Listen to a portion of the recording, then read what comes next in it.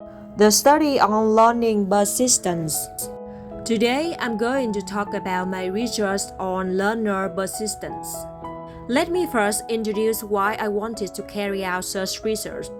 As a university teacher, I found learners' responses to certain things vary a lot. For example, some students may completely give up their degree studies because of a temporary illness, while others may overcome all kinds of difficulties and try their best to continue their studies. The latter are the students with learner persistence, and this is the group that I'm particularly interested in. To do the research, first I selected my undergraduate student as the research symbol with a total of 200 people. All the students selected were seniors and had already stayed in the course very well. Although the samples were drawn from the range of ages, there were deliberately a large number of major students. And there was one thing in common. All of those students were living at home in the local region.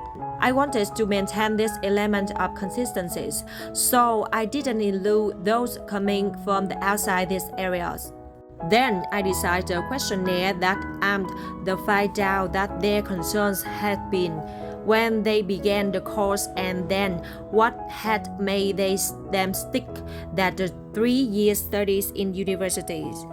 Findings from the first session pointed out that there were different concerns when they started their university studies. For example, some worried about the financial circumstances, while others were concerned about their careers after graduation. However, the research found the biggest concerns for major students tended to be the relationship with their children at home. Next, I wanted to find out what had made those students persist with their university studies. So, in the second part, I designed my questionnaire and the 3 main headings: social and environmental factors, other factors, and personal characteristics. And I included 3 levels of importance for each of these 3 headings. At the first level, those points identified by the respondents were regarded as the most important in learner persistence. Let's look at them one by one. For the first column, that's the social and environmental factors. A significant number of students that it was crucial to have effective support, whether from their tutors or friends. For other factors, students were driven not so much by high rates, but by what they rated as a success in their studies. This was quite different from what I expected. Regarding personal characteristics, a sizable percentage of participants said they'd like to take up a challenge, which was seen as a very important factor. Then, at the second level of importance, in the third category, many of the respondents regarded the life they enjoyed at school as an important social factor because this gave them good experiences. In the second column, other factors.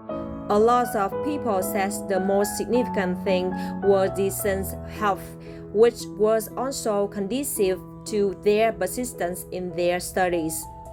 And then, under the third column, quite a number of respondents had the same view that they should have a range of interests in their everyday lives, because this could broaden their minds and give them a sense of perspective, which less persistent learners may lack. And then, onto the third level of importance. Under social factors, several respondents said that they had been keeping close to their tutors in their 3 years university studies. In the second column, for other factors, they mentioned that it was very important to live in a family without any problems. And finally, under column 3, they talked about the capacities for multitasking, which was the ability to simultaneously deal with different problems.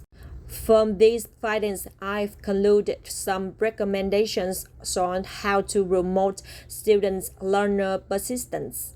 Primarily, I suggest that we should distribute questionnaires to the freshmen so as to make clear of their maturities when they begin the course. This is really our most important concern. Secondly, I propose that we should find ways to offer some training sessions to the students who are selected to encourage them to play the role of advisors. The purpose of this is to make support much more approachable to other students. Thirdly, in the evening and night, when offices are closed, students may have no one to turn to for help.